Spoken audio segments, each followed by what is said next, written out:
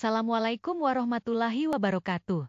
Salam guru penggerak. Perkenalkan, nama saya Nawafilah Faris, calon guru penggerak angkatan 11 dari Kabupaten Lamongan. Dalam video kali ini, saya akan memaparkan kesimpulan dan refleksi pemikiran Ki Hajar Dewantara pada tugas koneksi antar materi modul 1.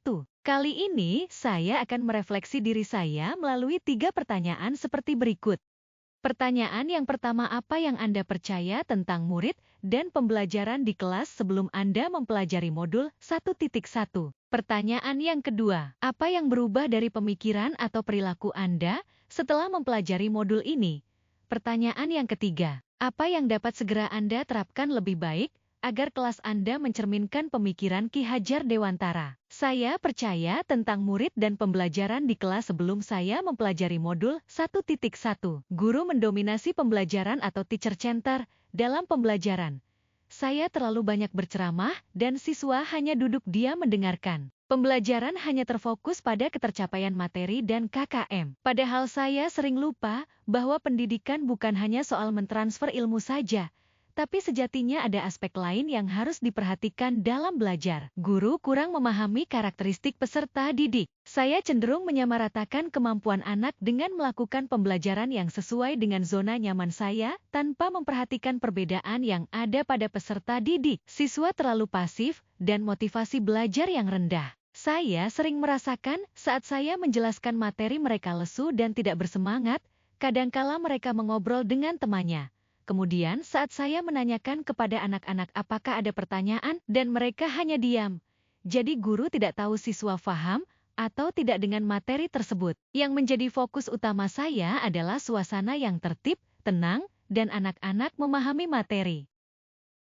Setelah saya mempelajari modul 1.1 yang berubah dari pemikiran atau perilaku saya antara lain. Perubahan pemikiran, yaitu merubah pemikiran bahwa guru bukanlah satu-satunya sumber belajar, siswa dapat belajar dari sumber manapun. Tugas guru adalah menuntun dan mengarahkan mana yang baik dan yang tidak baik. Pembelajaran menjadi berpusat pada peserta didik. Dengan pembelajaran yang berpusat pada peserta didik, akan mendorong siswa menjadi lebih aktif, karena siswa terlibat secara langsung dalam proses pembelajaran, sehingga mereka dapat mengkonstruksikan pengetahuannya. Menghargai setiap karakter peserta didik. Perubahan perilaku, yaitu mengemas pembelajaran yang menarik, interaktif, dan menyenangkan. Memerdekakan siswa, memberikan kebebasan kepada anak untuk menyelesaikan setiap tugas sesuai dengan minat bakat dan kreativitasnya masing-masing. Menghargai dan mengetahui potensi bakat anak.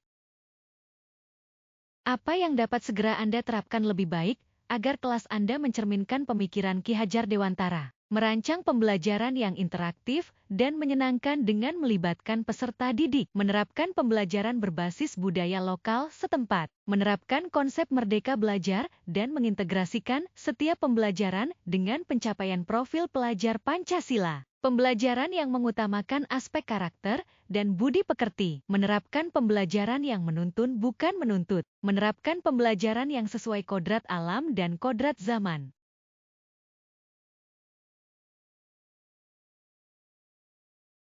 Kesimpulan, dasar-dasar pemikiran dari Ki Hajar Dewantara harus segera kita terapkan dalam proses pembelajaran di kelas maupun di sekolah. Pendidikan adalah menuntun anak sesuai dengan minat dan bakatnya. Pendidikan bukan hanya ilmu akademis saja, namun perlu penanaman karakter dan budi pekerti yang baik. Pendidikan sejatinya adalah menghamba pada peserta didik, menuntun dan melayani.